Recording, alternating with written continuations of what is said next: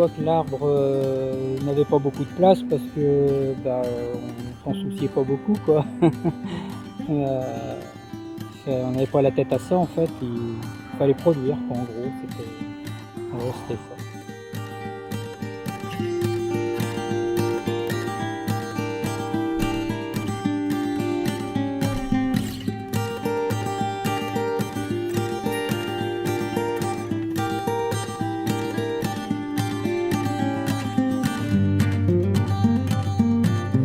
J'ai voulu aller un petit peu plus loin dans ma réflexion plutôt que de rester tout le temps sur système prairie puis un petit peu de culture en parallèle. Pourquoi pas implanter des arbres en, en agroforesterie, alors plus en haie au départ. Pour l'idée, c'était de couper un peu le vent, faire de la haie brise-vent, quoi. Et donc j'ai planté 750 mètres de haies pour découper des parcelles, enfin des massifs de parcelles qui faisaient à peu près une quinzaine d'hectares. Donc d'en recouper au moins en deux, voire en trois. Donc pour l'aspect brise-vent un peu au départ. Et puis petit à petit, au fur et à mesure que ça pousse, on s'aperçoit que finalement ça sert pas qu'à ça. Ça peut faire aussi de l'ombre, amener de la biodiversité.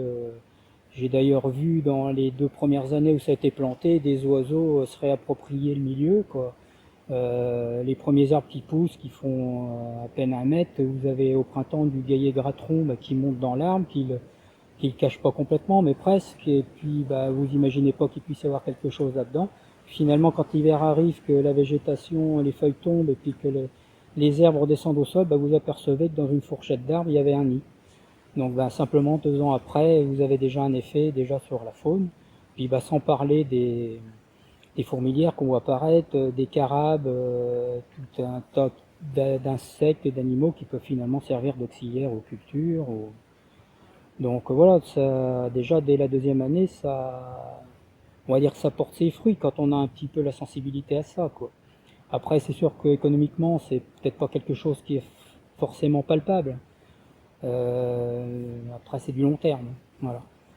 Et puis, ça, c'était les plantations de haies des 750 mètres, c'était en 2017-2018. Et puis, j'ai voulu pousser un petit peu plus loin parce que je me suis dit, couper des parcelles de 15 hectares en 3, ça fait encore 5 hectares. Voyant que quand il fait sec et de plus en plus chaud, finalement, ça change pas grand-chose à part de peut-être de commencer à briser un peu le vent. Et donc là, l'idée, ça a été d'aller un petit peu plus loin, vers de l'agroforesterie intraparcellaire. Et donc j'avais commencé déjà faisant du pâturage tournant dynamique, c'est-à-dire qu'on cloisonne les grandes parcelles en plusieurs couloirs, de façon à faire 1 ou 2 jours de pâturage, et ensuite on change les vaches. Donc moi j'avais déjà fait des paddocks à peu près parallèles dans la parcelle. Et puis j'avais déjà en fait mon plan de tailler un petit peu dans ma tête, quoi. Je me suis dit pourquoi pas, où j'ai mes clôtures, planter des arbres à distance pour faire de l'intraparcellaire, et puis ça permettrait de ramener de l'ombre à terme. Pourquoi pas faire du bois d'œuvre, et pourquoi pas amener des fruits aussi par la suite, et en variant les essences parce que on est sur des sols qui sont très hétérogènes. Donc en essayant d'adapter dans des fonds, peut-être mettre des arbres qui résistent moins bien à la sécheresse, vu que ce sera plus frais un petit peu dans les fonds, ils vont mieux tenir, et puis mettre des arbres sur les buttes à cailloux un petit peu plus résistants à la sécheresse, ce qui évite aussi de faire de la monoculture en faisant de l'agroforesterie, comme on voit par exemple des plantations de noyers, par exemple, c'est tout uniforme, finalement ça revient de la monoculture. Donc là, mon idée, c'était de s'adapter au milieu, et puis au milieu, au terrain, à la géologie. Un autre aspect aussi qu'on peut évoquer, on parle beaucoup du problème de l'eau actuellement, et donc c'est un sérieux moteur pour garder l'eau dans le sol.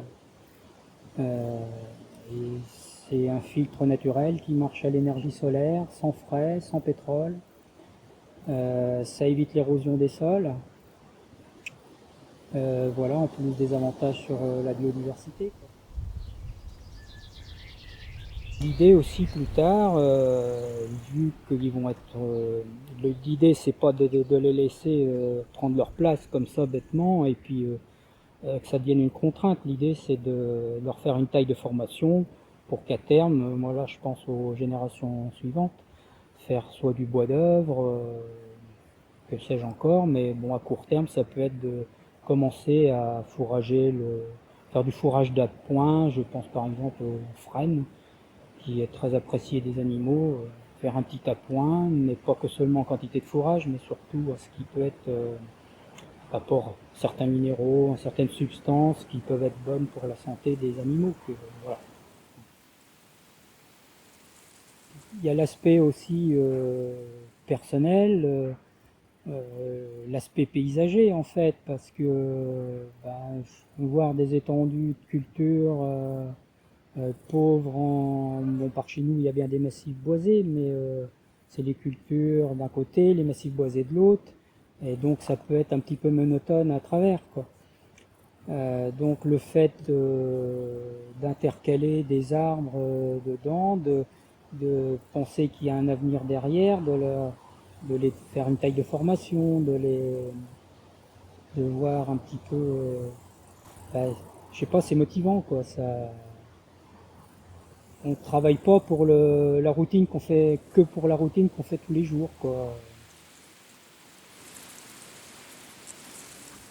Je pense qu'à l'avenir, il faudra aller vers des solutions comme celle-ci. De toute façon, les énergies seront pas... Il n'y aura pas profusion comme il y a eu jusqu'à présent.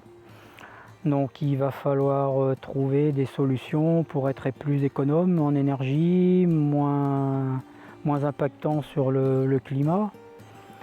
Donc déjà, je pense qu'on est dans un métier où on peut stocker naturellement du carbone. L'agroforesterie, c'est un moyen d'y arriver. Je pense qu'il faudra en passer par là avec de la sobriété pour arriver à avoir un avenir viable pour ceux qui vont nous suivre.